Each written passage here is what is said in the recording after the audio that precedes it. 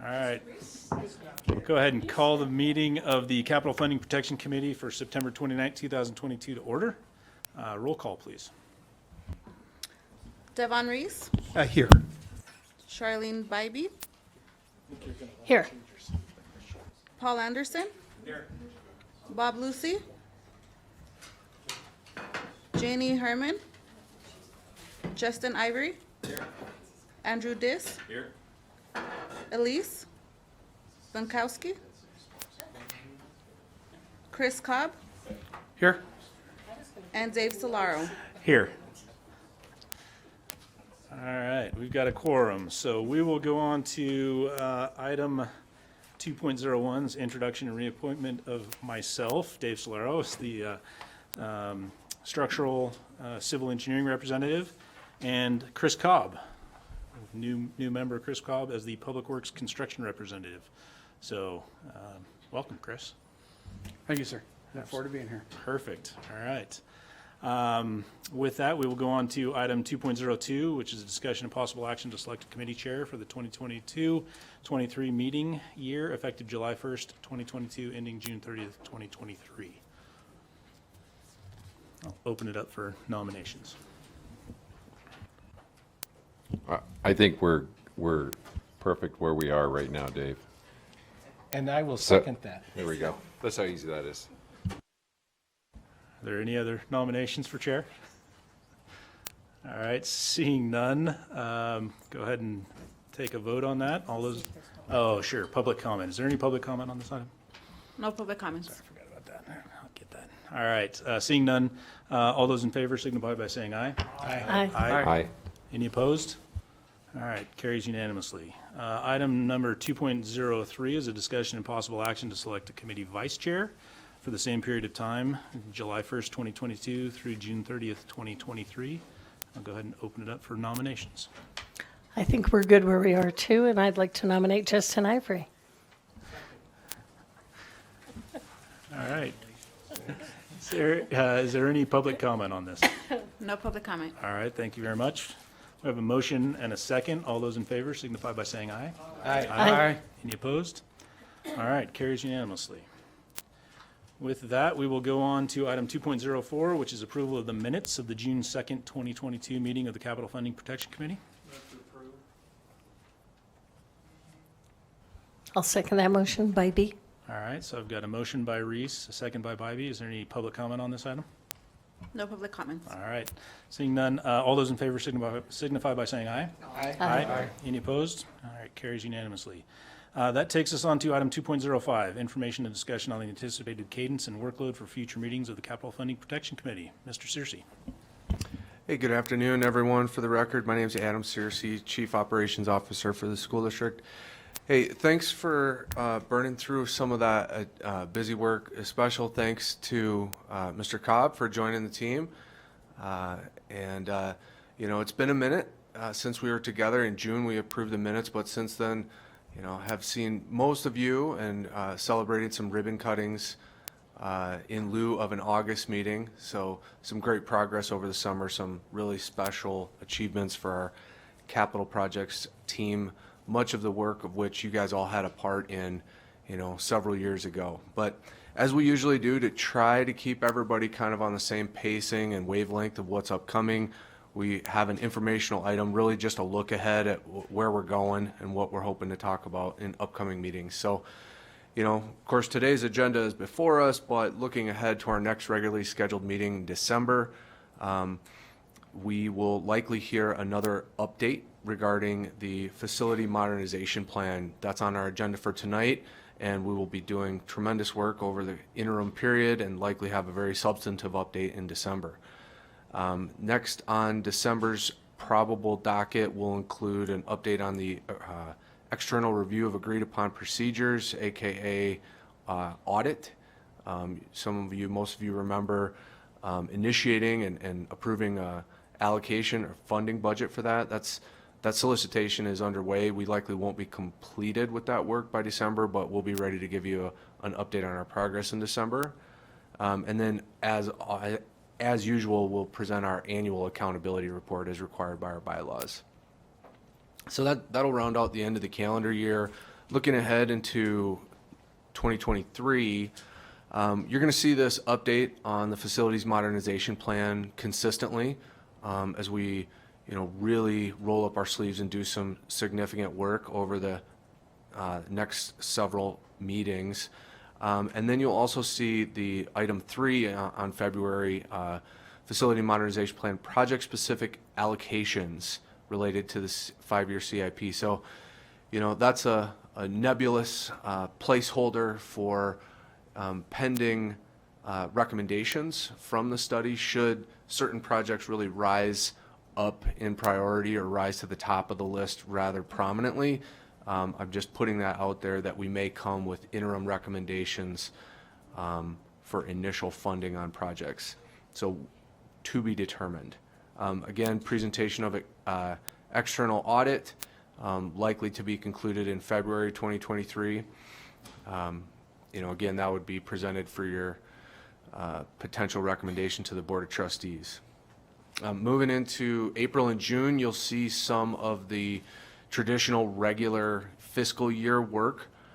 So that 5-year CIP will target that meeting in April for presentation to this committee. That hopes to be significantly informed by the facility modernization plan and study work. So programming of major recommended projects over that 5-year CIP is anticipated to really influence that, but we'll bring that in April. We have also, you may also recall, recently approving major design funding for Central Transportation Yard improvements. So we're shooting for April to be before you with a major design update and potential construction budget allocation recommendation. So that's underway as we speak. And then likely by, I skipped over this, apologies, in the February agenda, but also possibly in the April agenda, we've got updates on the W. Smith Academy High School. So it is noteworthy, as the last time we discussed that project, we chose not to proceed with the potential construction award and instead went back to reevaluate the design, repackage it with a commitment to initiate construction this calendar year and strive to deliver it prior to the 25-26 school year. So we're well on our way to making good on those commitments, including recent bid openings for the demolition and abatement package, really the first item of work that needs to be completed. And pleased to announce that bid was received well below what was budgeted and what was received last time, in large part due to significant adjustments to schedule and specifications that we collaborated with the contractor on. So that's likely to go to our Board of Trustees for award week after next. But again, just a progress update there. We are looking to see construction on that project begin in 2022. And then in spring 2023, as is forecasted here, we'll be at a point where we may need supplemental construction phase funding allocation, and we'll have a much better idea on exactly what that budget may be, and we'll bring forward an action item to you at that time. So as we move, again into the beginning of the fiscal year 24, you'll see the specific capital renewal plan. That's always on that fiscal year cycle. If necessary, any updates related to that Central Transportation Yard, and then again, potentially major allocation recommendations stemming from that facility modernization plan. We really do think that's going to dominate the major activities of the CIP for years to come, but we're still at the beginning stages of that. So that's kind of our look ahead, where we see this committee's work going for the next 6 months. Any questions or discussion on that stuff? Any questions? All right. Seeing none, we'll move on to item number 2.06 is a presentation and discussion update on the district-wide school facility modernization plan. I'll turn the reins over to Mr. Paul Mills. I'll let him introduce himself, but just to preview, we've talked about this multiple times. you have all approved funding for the study phase. We conducted an RFP. Canon Design was an extremely well-qualified, competitive, ultimately most well-qualified selected proposer. They've been under contract since August. We went to the board with their agreement and have been deeply engaged with capital project staff, analyzing data, heavily existing data, and visiting all of our schools, actually third-party inspecting our schools and things of that nature. But I don't want to steal all of Paul's thunder. This is really about what is to come. And they're going to be before you on multiple occasions as we go forward, but really you're going to see the volume on this effort increase over the coming months, and that's really what it's all about. So I will let you kind of get your bearings here. Yeah, if we go like big screen with it. Yeah, I'll try and get that set up. By way of introduction, thank you for having me. It's an honor to work with Adam, Dr. Enfield, and the team, and really pleased to have the opportunity to share with you the work that we've just started and will be continuing with. So I'm Paul Mills. I'm with Canon Design. We're a national architecture and engineering design plus strategic consulting and planning practice, which is really my area. I do nothing but large school district strategic plans, facility master plans, just like the one we're embarking on here. My calling card tends to be large urban school districts with a lot of complex challenges. I counted it up recently. This is the 30th school district or entire state that I've worked with throughout my career doing this sort of work.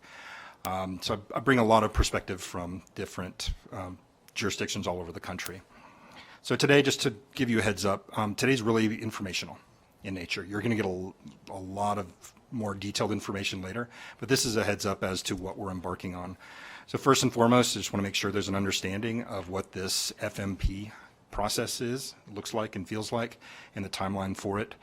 And also it's kind of a public service opportunity to get the word out about opportunities for the community to engage in the process. So facility modernization plan can mean a lot of things to a lot of people, and just want to kind of dial in on really specifically what this is about. It really is a study and a very inclusive, transparent, participatory plan that's being developed, in which at the culmination of it, my company, my team, and I will provide some professional recommendations to the school district, to you, the committee, to all that have stake in this, and from that can spring forward all the sorts of processes you already have in place, such as capital allocations as part of it, whether it's perhaps an organizational or a structural change to the number of schools, sizes of schools, locations of schools, those sorts of things. Redistricting, you have a process and committee for that. This is kind of an informational package of recommendations from which all those sorts of things can move forward in the future. A few points about it, and the timing is just fabulous with Dr. Enfield's joining the school district. She is embarking on a strategic planning effort, and she's identified this and just perfect timing to make it a component of her broader strategic plan. And she's deeply engaged and has full ownership of the process we're embarking on. The tagline we borrowed from the RFP title actually is the notion this is about investments for equity and efficiency for the school district, and it's something we're preserving through it. And it's really, personally for me, what I do. I really believe in everyone having access to programs equitably throughout our public institutions like Washoe County School District, and this, with a data-driven process and transparency, we have the opportunity to achieve that. It's transparent and data-driven, as I mentioned, and what's I'm real proud about it is that we have students involved and the community involved deeply in this design process. So our role is to facilitate this process. As Adam mentioned, we have folks that are out in the field examining all your schools and scrubbing through student data. And at our next meeting, when we're presenting to you, you're going to see a lot of the findings that we have from the data collection that we're doing. And at the end of the day, as I mentioned before, we're providing that third-party, unbiased recommendations. Here's the sorts of things, the flavor of the different components of it. I've hinted at a couple of the pieces of it, but it really starts with the educational vision. As part of it, we've had some some really powerful workshops with educational leadership with Washoe County School District. And we start with that point because we want to reach a point of where we can agree on things, what's universally correct for all students in the county. We're looking at the condition of your buildings, and not just the physical condition, but also how adequately they're equipped and designed. As you know, you have some wonderful new buildings that you've built over the last few years under your stewardship, and they're fantastic. The thing is, when you look at all the other schools in the system, you have stuff that goes back to the 40s, 50s, 60s, and in many regards, these are just way outdated. So we're studying those and objectively measuring them with a consistent yardstick, which is basically your standards for building new schools today. So if we use that as our benchmark, you're going to score real great on your new ones. The other ones are going to score low. So we have an objective way to measure categorically, and you'll get into the depths of it in our next meeting. We have a lot of different ways to benchmark and do KPIs around all your schools, so we can objectively show where there are inequities baked into your infrastructure and remedies that we can go about to close those gaps. So that speaks to the equity component. We're looking at capacity. Right now, you have peaked in your trajectory for many, many years. Washoe County School District was growing, as you know, and through great stewardship as well as the having the access to WC1 funding, you've done a fantastic job keeping up with growth throughout the county. I've worked with many school districts where that's sadly not the case, and you reach a point where you might crest on your enrollment and maybe start to dip, but you still have to keep up with capacity, let alone touch the old schools. You're in a wonderful place because of the forward management that the school district has done. So we're looking at capacity, and kind of our taglines about equity and efficiency. We will look at opportunities perhaps to right size the right number and size of schools in the right locations to achieve all that equity, but also to find efficiencies. Right now you have some schools that are relatively small and in close proximity to each other and are old and inadequate by today's standards. There might be opportunities perhaps to find better trade-up solutions for these students that are in these older buildings, perhaps with a newer, larger, right-sized facility to serve those communities. Those are the sorts of options that might be coming forward as part of it. And then, as mentioned before, this is very, you'll see through this process design, community engagement is fundamental to it, and it's something that the school district insisted on when they brought us on board. And we have a good plan to achieve that. So to give you a flavor of what this is about, at the end of the day, we've kind of looked at different outcomes. And we did an exercise we called on the table, off the table, but it's really a way to understand the guardrails for planning where we might want to explore your facilities infrastructure to service the students moving forward, not just for next year and the year after that, but long term, because these investments will be around for decades, if not hundreds of years. Obviously, facility outcomes like fixing your buildings, perhaps even demolishing and replacing facilities, like you recently did with O'Brien. Repurposing facilities, maybe there's a higher and better use for your assets and better service of your communities, as well as perhaps even divestiture opportunities. Those are on the table. It doesn't mean I'm saying that they're coming necessarily, but these are the things that are being considered. We're also looking at the educational aspects, and really that's the primary driver, where the programs, where the vision is educationally and where the programs need to be, particularly as it provides equitable access across the county. So we'll look at opportunities perhaps to create new programs or expand ones that are meeting great success and can be brought to broader scale, perhaps even magnet schools, or even expanding virtual opportunities, kind of some of the lessons learned through our experience over the last couple of years. The portfolio outcomes, I kind of hinted at some of this before, but the number and sizes of schools, that speaks to perhaps having fewer, larger as part of it, which, you know, has some of the C words associated with it, closure, consolidation, you've heard these things before, which can, just on the surface, seem very deductive and kind of a deficit-minded outcome, but we always look at these as opportunities for a trade-up scenario where there's actually a better outcome for families as part of it. But in the same time, we'll be looking at feeder alignment, which means how the elementary schools feed to the middles, to the high schools, et cetera. And we'll even examine grade configurations. Right now, you almost universally have a pre-K through 5, 6 through 8, 9 through 12, and while at a large scale of a district that you have of 100 schools, changing your grade configuration everywhere would be a very big exercise. We're very mindful of that. However, we are looking at opportunities perhaps where it makes sense educationally and for efficiency and equity. And then even things like policy outcomes, the boundaries, there is a process baked into it, and every time you add or subtract a school from the portfolio, it does imply some necessary boundary adjustments as part of it, so that's on the table. And then even we're looking at things like calendars or schedules. We know you have, Incline has a different calendar than some of the areas due to the geography and weather climate that's there, but maybe there's some opportunities there to think creatively outside the box and find that equity and efficiency we're looking for. So a little bit about the process. It's really about trust and bringing those outcomes that this plan aspires to achieve. But it has, the structure of it is around these groups and committees that each have a clear role and a predictable roadmap.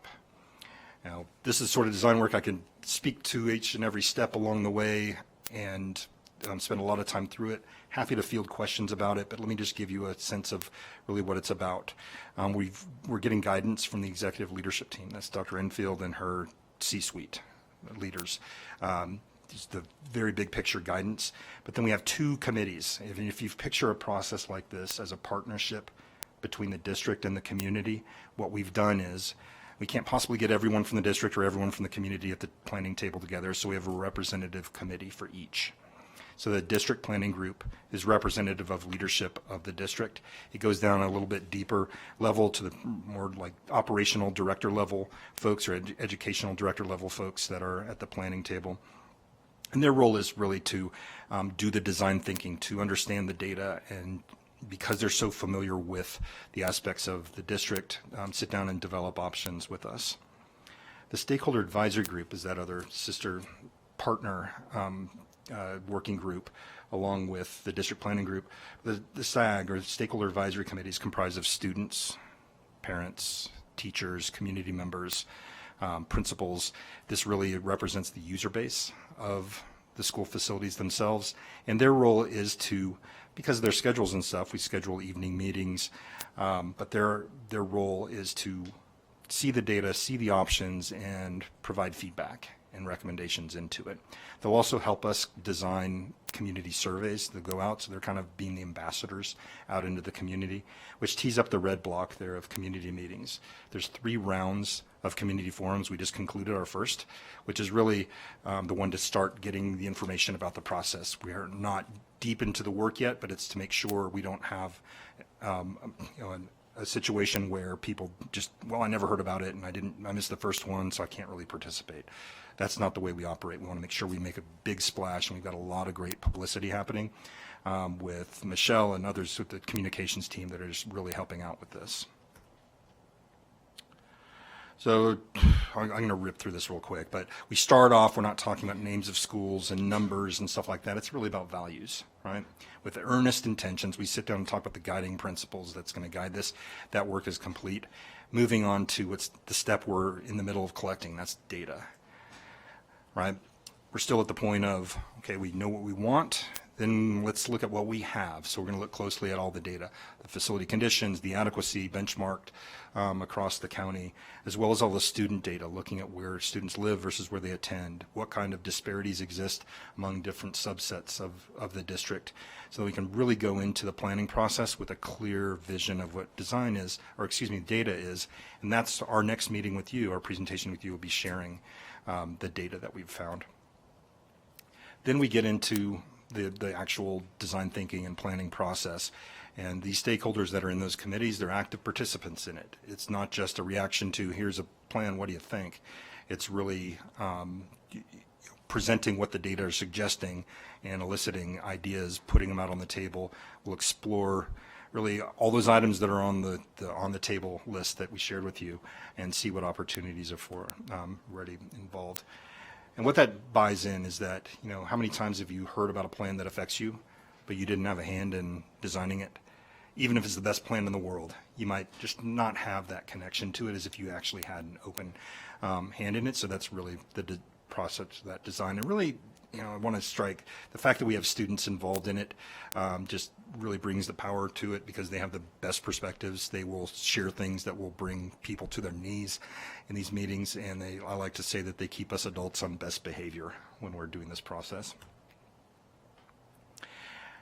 And the way we like to structure this is to explore different scenarios that are out there. You might have option A, option B, option C, option D, and have the opportunity for folks to weigh in, particularly your community at large, and actually examine all the pros and cons of all these different difficult, complex challenges that are out there, and look at these options as something where they can actually exercise agency and express how they support these or maybe don't support some of those options.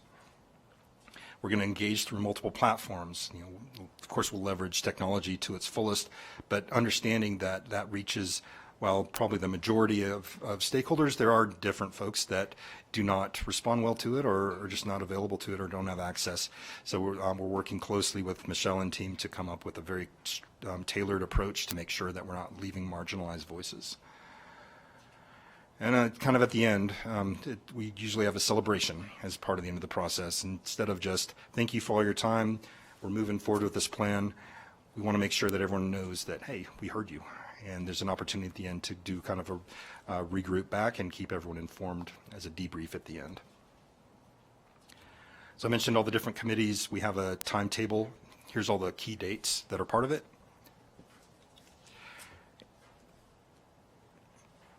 And public briefings, forgive me, I should have a blue box that's surrounding the one on the right, but that's you. So today is the process overview. December 1st, did I mention October? I might have had the wrong date, I'm sorry. December 1st is when we're going to be presenting the draft options.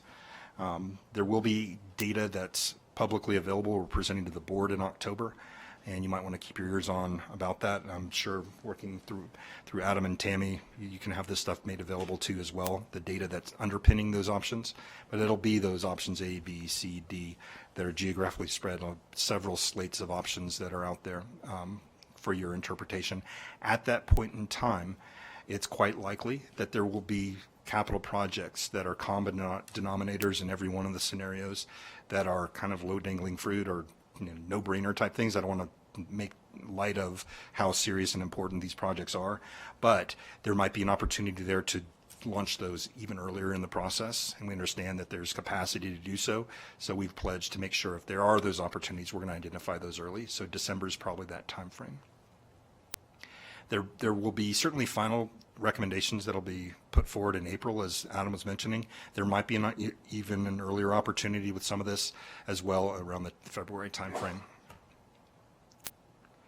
And here's kind of our public service announcement. Here's the 3 rounds of meetings. As we mentioned, we're spreading around different times of day, different geographies, in person as well as virtual opportunities at each round. We want to remove barriers so that every family that has interest in participating in this process can do so. And we've got all the dates out here. So the next round will be in October. On the 19th, we have 2 in person, 1 midday and 1 in the evening at McKinley Arts Center and then at Dilworth. And then on the 20th, the following evening, we'll have a virtual opportunity on a Zoom platform. And then we'll repeat that cycle in January. That'll be on the 25th and 26th. The difference between those 2 rounds is in the October, we're not going to be presenting any options yet because they won't have been developed. By design, we want to get feedback from the community on guiding principles and what priorities exist that are out there, because that's an important data set before we even sit down at the planning table. So the nature of it is that we engage them before we do planning and then after. And we're presenting not just a plan, what do you think? It's here's a slate of options. Please, tell us if you like all of them. All of them sound great, or I like A and B but not C and D, or I prefer this one. And we have the opportunities through our surveys to measure that objectively and disaggregated by geographies, by different socioeconomic backgrounds or relationships to the school system in a way that we can really understand the different perspectives that are in your diverse communities. There's a website that's out there. It's washoeschools.net/FMP, in which all the different documents and information, links to surveys, et cetera, will be posted. And with that, I'd love to entertain any questions you might have. Are there any questions for Mr. Mills? Ms. Spivey?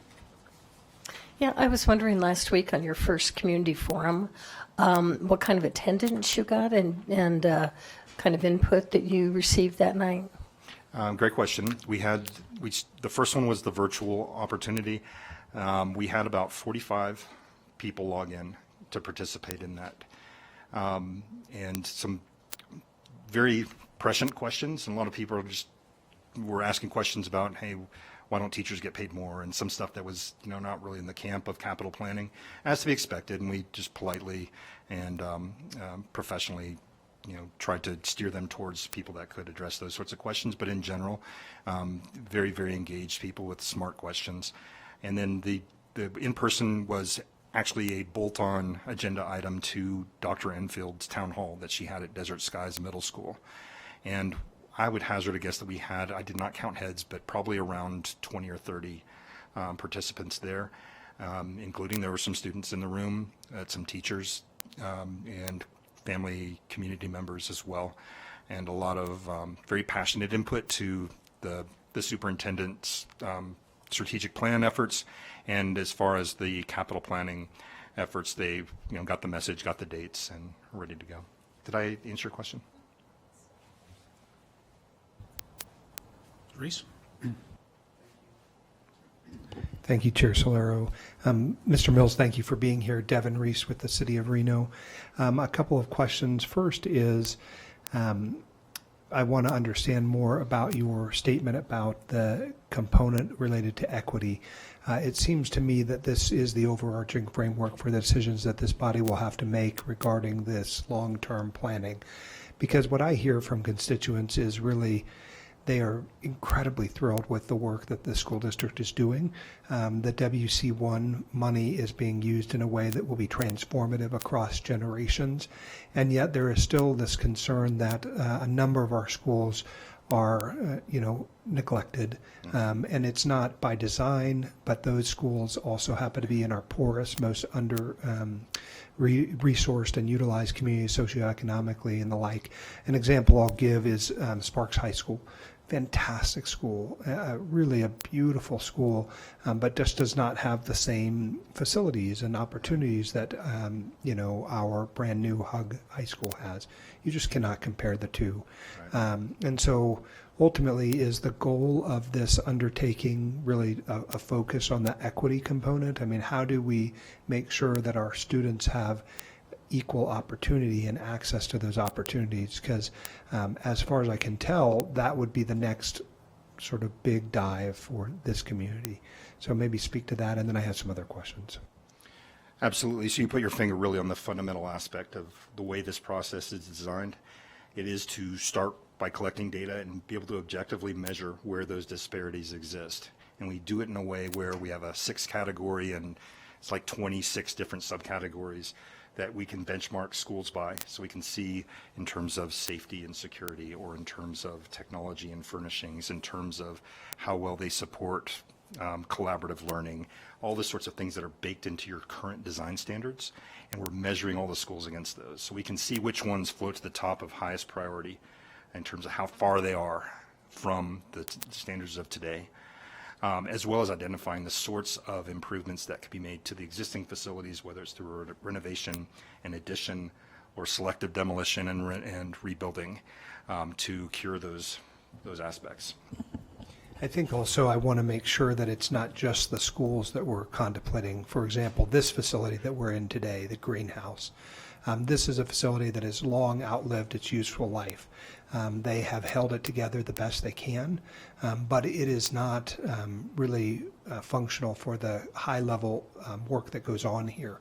And so I want to make sure that in your review of capital needs for this district long-term, that we're also talking about how do we support the needs of the administrative function of this district.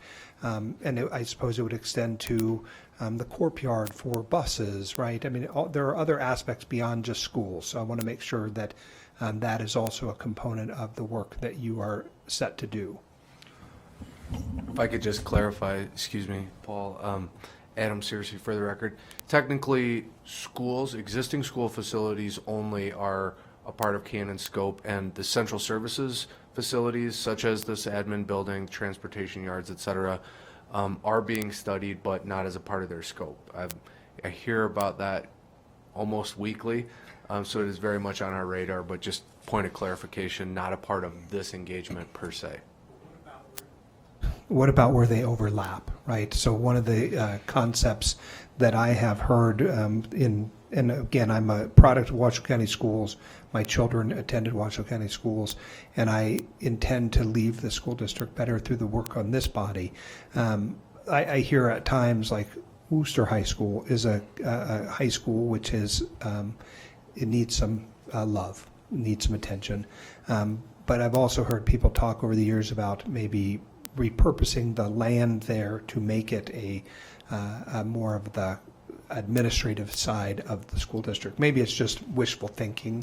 It's a fantastic school, a proud history, but it's in a location that is, changed over the lifetime of where it is located. It's adjacent to an airport, kind of in the middle of town, and so I'm trying to figure out, there would be an overlap between both the concepts of the school and also the useful life of that dirt. So that's why I'm asking, and if it's beyond the scope of our ability to chat about tonight, I'm happy to take the conversation offline. I think you make a great point. There will likely be overlap. I think Paul mentioned potential scenarios where a repurposing of a facility. We have existing schools or historic previously used as schools that are currently used as administrative facilities, the Brown Center, if you're familiar with that. So scenarios like that could rise up through this process. We'll have to see where it leads.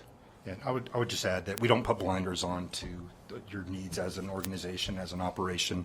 We actually look in quite a bit of detail at transportation.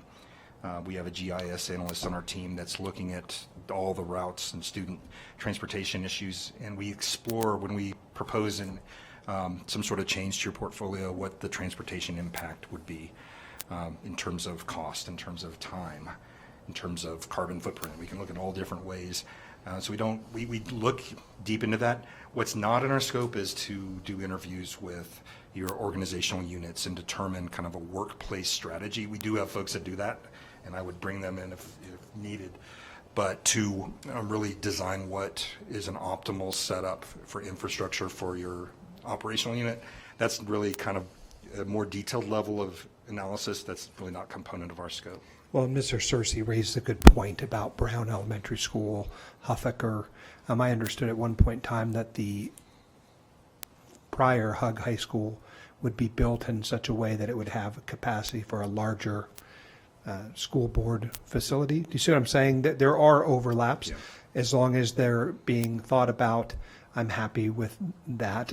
I'm not saying I have a solution or a better way to go about it. I just want to make sure that we aren't limiting ourselves to a scope too narrow that doesn't capture all of the needs of this district, which are, at least on the operational side and the facility side, still very high. And those funds support that aspect too.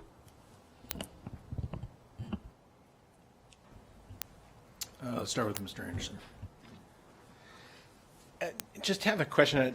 I want to say I really like the format and how you're rolling this out. I love the community engagement, the stakeholders, including students. That's awesome. I'm just wondering how you move forward with recommendations and a process if you have two groups that are equally balanced as far as concerns, but they're opposing. I'm not sure if in your 30-some facilities or districts that you worked in, I mean, that has to have happened. So how do you move forward on something where it's divided like that? I keep a pocket full of coins that I can flip. Yeah.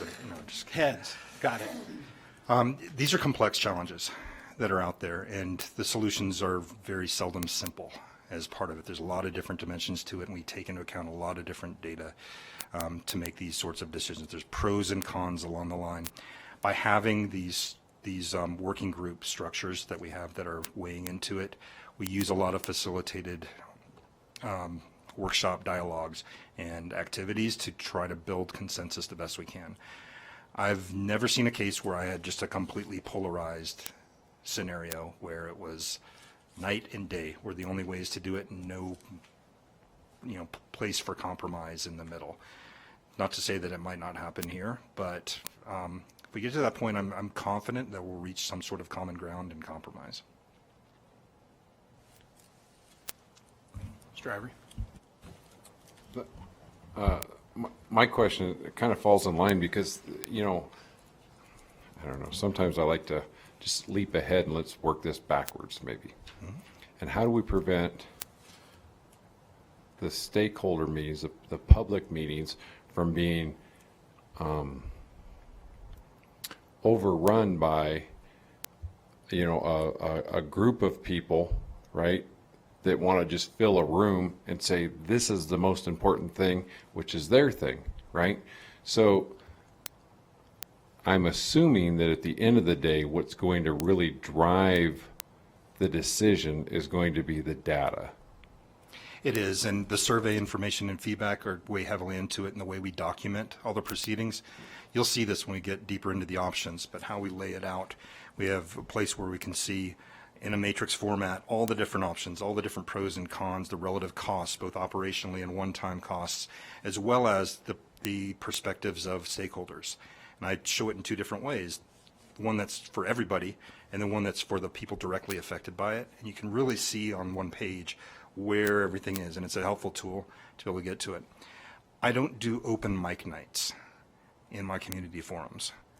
We center all of the proceedings around some informational content as well as small group discussion. We can't force everyone to, we like to get people to actually not just sit with their friends, but sit at a table and spread around, get to know some other people from different parts of your communities and walk in each other's shoes a little bit.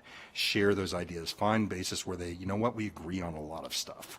Maybe we have some different opinions about maybe how to achieve those things, but the way we structure this is not whose voice is the loudest in a room or lines people up to make it appear that suddenly there's a groundswell for something. Their voice is through their pen, through the survey instrument, and everyone's input is counted once and is considered equally. Any other questions? Absolutely, Mr. Cobb. Thank you, Chair. Hey, just looking at this, I'm really excited to see it. It looks like a very aggressive timeline with a lot of data. And on your community forums with these meetings, you know, I share Committee Member Ivory's concern that you get one group with one voice.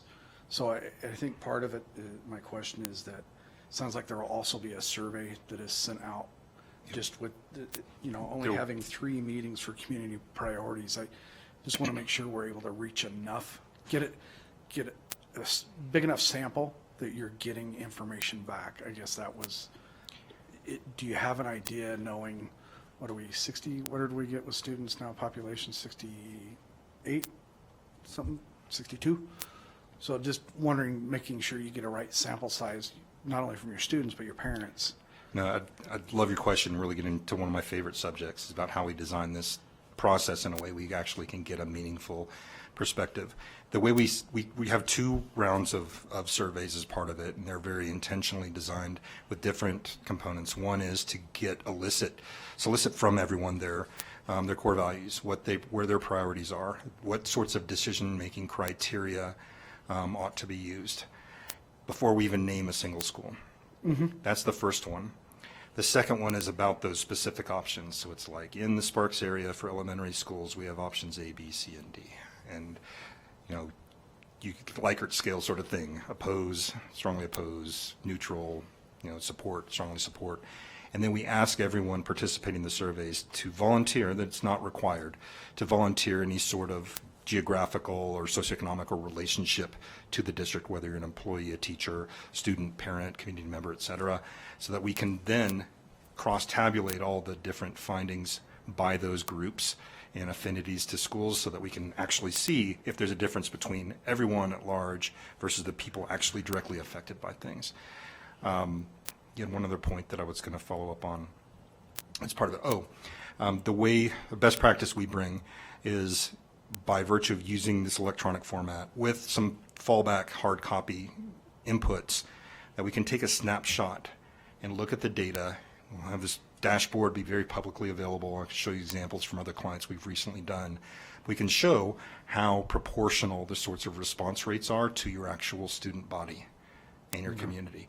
It's never going to be representational and proportional. However, by taking those snapshots towards, the kind of 80% mark of the timeline, we can work with Michelle and team to have some very focused outreach into those communities that really have not responded well, and we usually can close the gaps on it to make it, I'm sure you have certain segments of your community that just don't respond to surveys, right? And you're probably going to have similar outcomes here. However, our aim is to close as many of those gaps through some very intentional outreach. Perfect. Thank you. Yep. Any other questions? All right, thank you very much. Very, very informative information, and really excited to see what the data shows. Great. through Can't this wait for process. December to see you again. All right, thanks a lot. That'll take us on to item number 2.07, which is a presentation and discussion of the design phase budget for a new elementary school within the Stonebrook development in North Spanish Springs. Looks like Ms. Golden is going to take us through this one.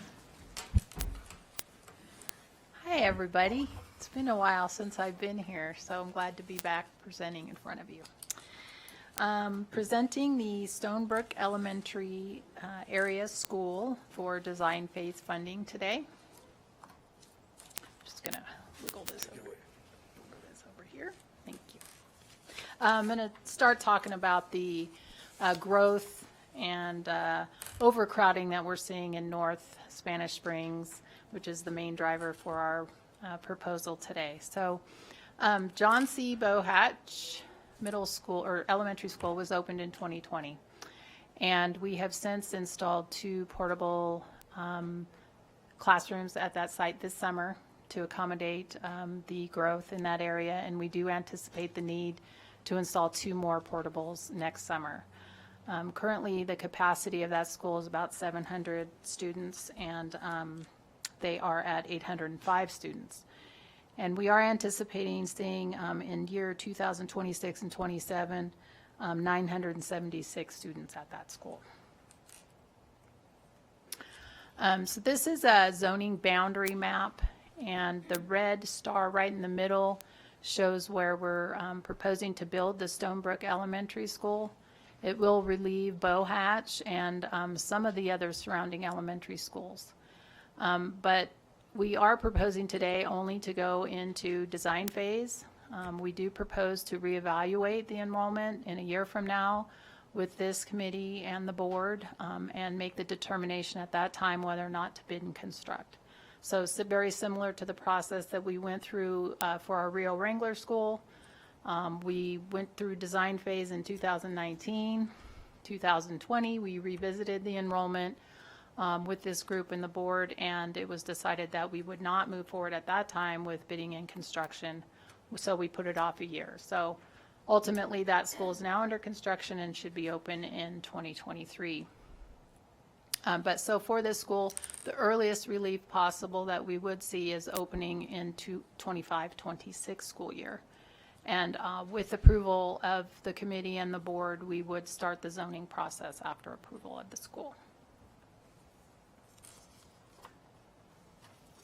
So this is a site plan of our site that was acquired back in 2018. It's about a 10-acre parcel.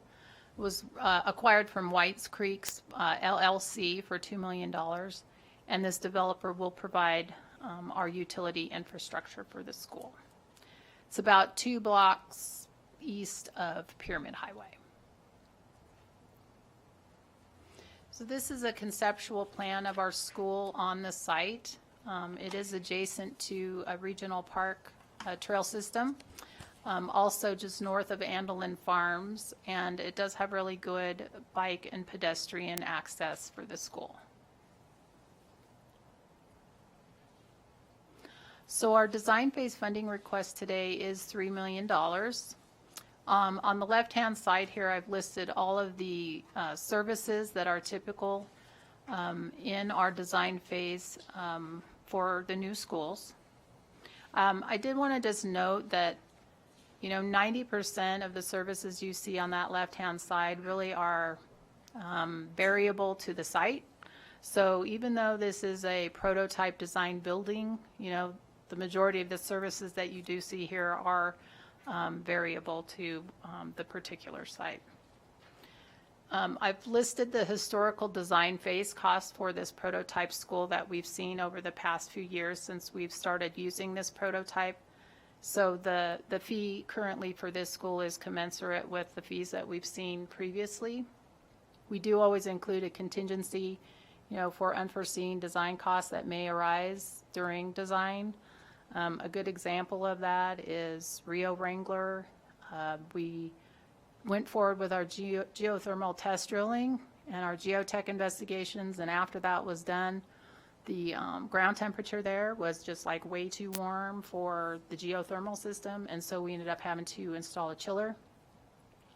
So that's just an example of some additional costs that we could see moving forward. So our next steps that we propose are to move into design phase November of 2022 with approval of the committee and the board, and then again to reevaluate the enrollment and the economic state of things in about a year's time, and then decide whether or not to bid and construct. Potential construction could start January 24 with a fall opening of 2025. That is it. Any questions? All right, any questions? Councilwoman Bybee. Thank you, Mr. Chair. I know this well. It's in my ward, not just in Sparks. This is my new section of Ward 4, that whole Stonebrook area. Question I have is I'm looking at the enrollment of the nearby schools, and I looked at mapping or distance. Spanish Springs Elementary is only at 62% and is actually closer than your proposed, closer than Bohatch, obviously. And then it might be equidistant from what your new location is. But with Spanish Springs and even Hall, which I know presents a problem because you're across Pyramid, and the logistics of that are a little bit more difficult, but Spanish Springs is just across La Posada.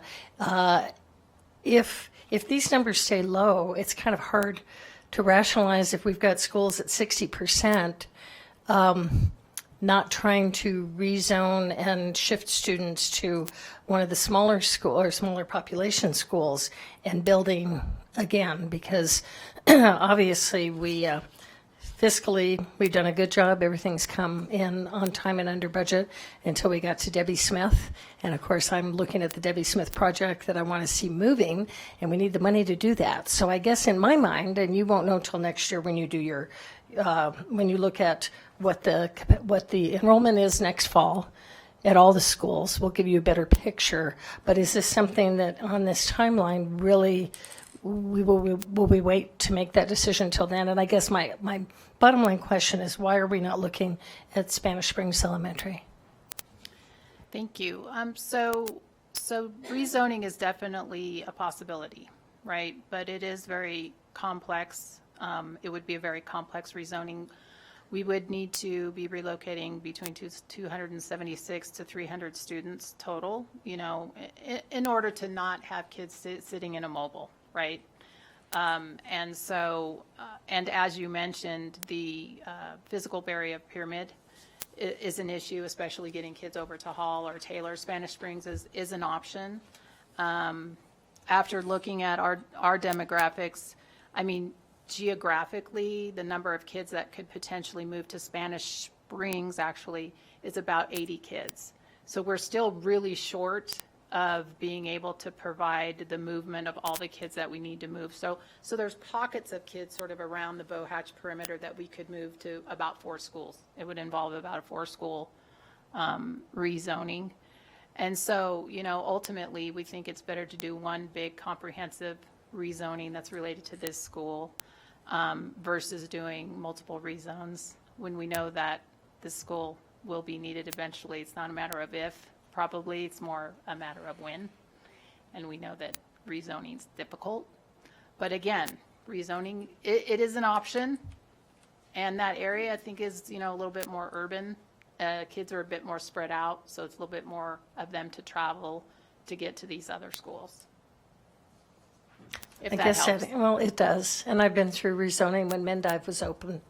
I went through that, and that was a rough one. I was Yeah. PTA president of Marvin Moss, and that was a huge undertaking and very emotional and political. And it was for just a brand new who was going to get to go to the new school and who stayed at the older one. So I get the rezoning piece of it, but I guess from a fiscal responsibility standpoint, and obviously, Mr. Mills is going to be helping us with this as we look at some of our schools and buildings that are declining, or does it make sense to have, that's something I'm guessing we're going to go with him will help us, but if Spanish Springs stays that small, how do we justify to our taxpayers that are WC1 we've got, but I just have difficulty seeing a couple schools that are so much lower. And I don't know that I have the perfect answer, but it's a concern for Yep, sure. Understand. And that's why we do feel like we need to come back in a year to reevaluate the enrollment at that time. And again, this is just to start design so that if in a year from now we do decide, yes, it's needed, then we'll be ready 25, 26. But if it's decided that we need to hold, then that's what we'll do. Councilman Reese. Sorry, Andrew, you got to be quicker on the draw there.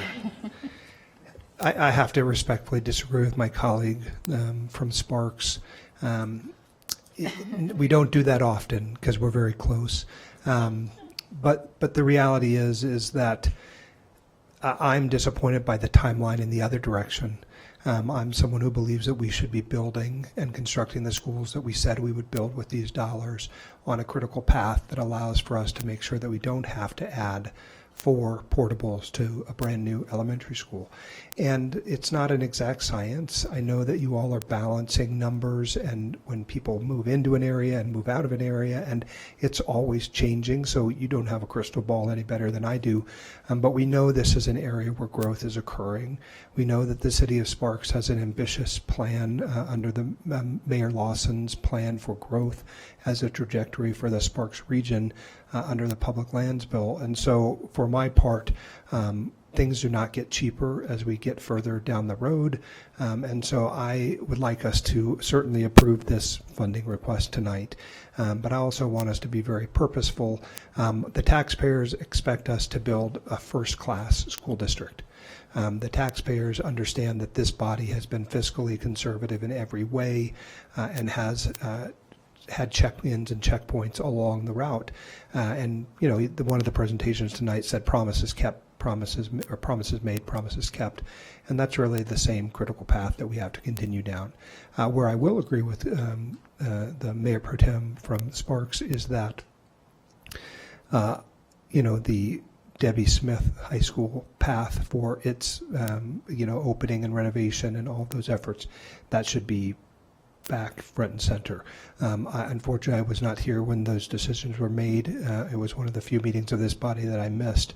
I would not have been in favor of that because, again, I don't think inflation or steel prices or labor, those things are all not changing. But what we can do is change the lives of the students that we're impacting.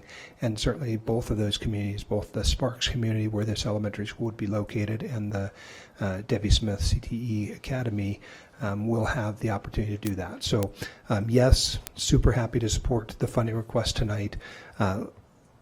Disappointed that we have portables going into new elementary schools, but again, not blaming, but just saying let's make the commitment we have to this area of Sparks, build this new elementary school as needed, and let's get Debbie Smith back on track.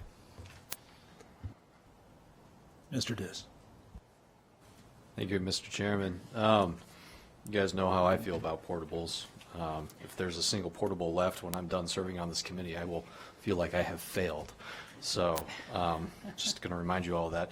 How many new rooftops are we talking about in this part of town? I mean, if we're looking at enrollment numbers, that's kind of one of the next steps. That's only a snapshot in time, but do we have some growth projections? Yeah, I do.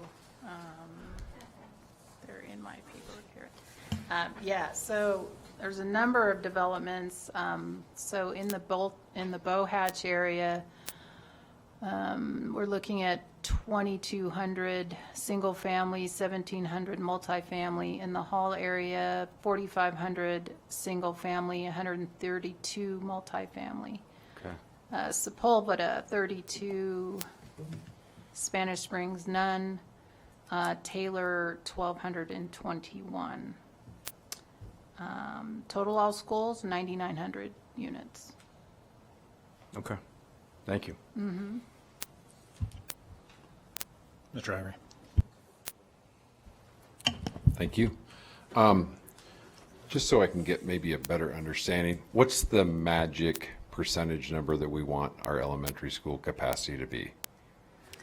Well, I think I know the answer to that, but, I think 80%, 85% is really the highest you want to go for probably any of our schools, Okay, then capacity-wise. my next question is, how do we let Bohatch get to 115%? How did we ever let it get over 85% or 90% when we have schools in the same area that are less? I know it's a magnet because everyone wants to go to the new school, but I mean, we also have to foresee that, right? And I guess my concern would be is if we approve the next new school, are we going to have Bohatch at 115, the new school at 112, and Beasley at 74, Hall at 64? You know what I mean? How do we avoid that moving forward? I don't have a problem building schools, never have, but I do have a problem with how we're so out of balance in the area. So maybe you could explain how that system works. Yeah, personally, your guess is as good as mine. It is the shiny penny, but I'll let Adam answer that question. No, I'll take a stab at that. I, in addition to this committee, work with what we call the Zoning Advisory Committee that serves a similar role to the Capital Funding Protection Committee. So rewind back to 2017, 2018, or rather 2018, 2019, when the Bohatch Elementary School was being designed and planned for, right? That committee met and received presentations from myself and others of the school district illustrating the best enrollment projections to our knowledge. We have GIS, location information, age, demographics, et cetera, of all of our existing known students, supplemented with residential development plans and timing associated with all of these developments, and what we call student generation rates, average per capita student generation rates based on actual rates within that community, and to the best of our ability, not only discuss how many students we anticipate certain areas of the region to generate over the next 5 to 10 years, but also look carefully at geographic boundaries and try to draw those enrollment boundaries as logically and fairly as possible. So, up here you're really influenced by Pyramid Highway, but there's some, even when you get deep into the neighborhoods and look at the aerial images, if you look at slide 3, it'll kind of illustrate what I'm talking about. You can see kind of that line between Van Gorder and Bohatch. That's actually a very distinct separation between those communities. La Posada also, very, very different developments on either side of that roadway, and an ever more significant roadway and boundary. So at the time those decisions were made, well before construction began, these were forecasted to be much more balanced enrollments. Of course, between 2018, 2019, and now, not only did we see the opening of K-8 public charter school in Pinecrest, which was not anticipated in 18-19, that skewed some of these numbers in a way we didn't anticipate. But of course, we also had major disruption through COVID. That coupled with changes in the housing market, and then just human behavior, the shiny penny type of attraction factor that we have seen at some of our new schools, where opening enrollments have turned out to be greater than originally forecasted. as well as the continued attraction of that, not only that school, but some of the homes in the Kiley Ranch master plan community, in the Stonebrook community, both of which are in the current Bow Hatch enrollment zone, has led to the numbers we see here. On slide 2, where you see those different snapshots in time, you know, I'd like to take a minute to actually run through some of these areas. You know, Hall is got rather low utilization. Well, I'll start on the left. Beasley, you know, really is pretty dislocated from Bow Hatch. It's not a realistic option for a rezoning relief scenario, so that is what it is.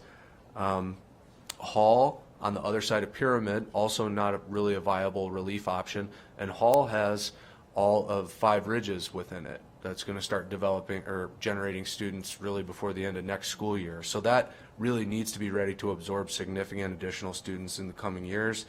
Sepulveda, relatively well utilized today, is maybe the most adjacent reasonable, you know, there's some logical relief opportunities there. However, you know, in that scenario, if you look at the map on slide 3, you're moving kids who are actually currently in the Bow Hatch zone and are physically closer to Bow Hatch Elementary to Sepulveda, and only a few of them at that. You know, as Teresa mentioned earlier, we're looking at a couple hundred that we would need to move out. So while Sepulveda is, you know, potentially a relief valve, if you want to call it that from a rezoning standpoint, it's not a particularly attractive one, and it's not you know, significant enough students to solve the issue.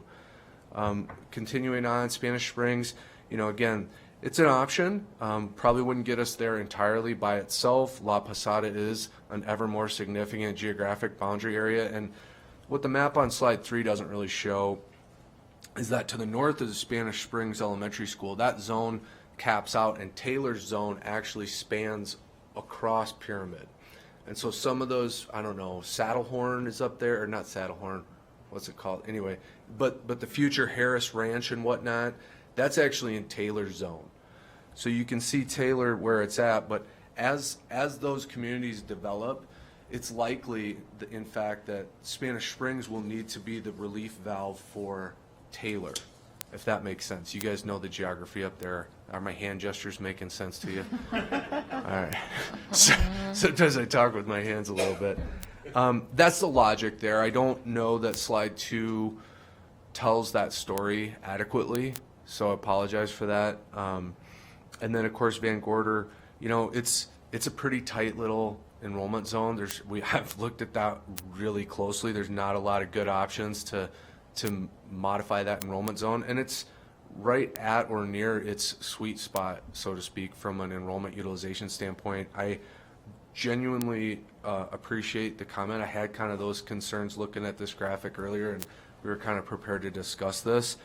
You know, rezoning, having been a part of the zoning committee now since WC1 began, it's a very emotional process. It's an important tool in our toolbox, so to speak, as portable classrooms are as well.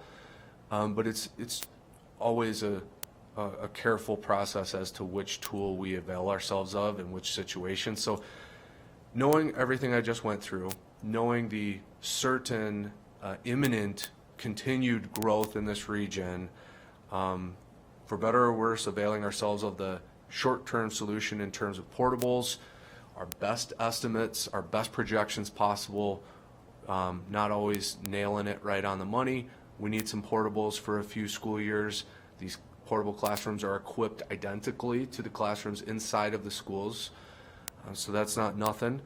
And then moving forward in a timely fashion to develop a permanent solution. That's the balance we're trying to strike. Of course, as we are proposing here today, this is design phase only, and we will reevaluate in a year, and we'll have the opportunity to pause or proceed at that time as well.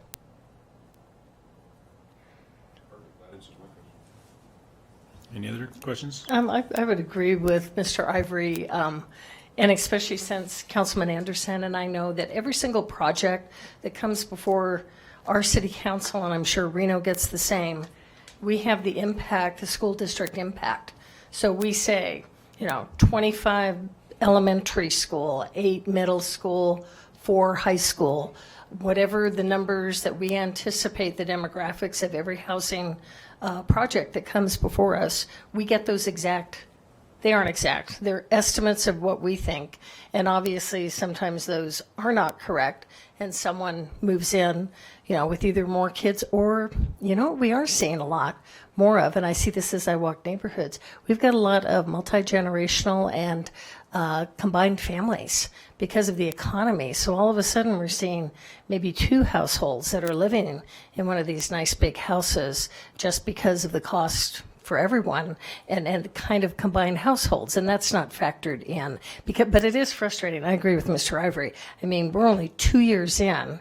We give you all the info we have, so you've got data. You talk about data, and then 2 years down the line, we're at 115%. It kind of makes it look like we're not doing the job. I mean, it doesn't reflect that. I mean, it's just frustrating, and I get the growth, and I know that Stonebrook is huge. Kylie Ranch has 6,000 homes, about 6,000 in just Kylie Ranch, where Bohatch is, and then the Stonebrook is adding more housing units, and a lot of those will have families. So trying to keep up with it. I guess my only other question would be, have we contemplated, you said it's 700. So is our prototype right now for 700 enrollment for our elementary schools? And if so, have we looked at, do we need to be looking at 800?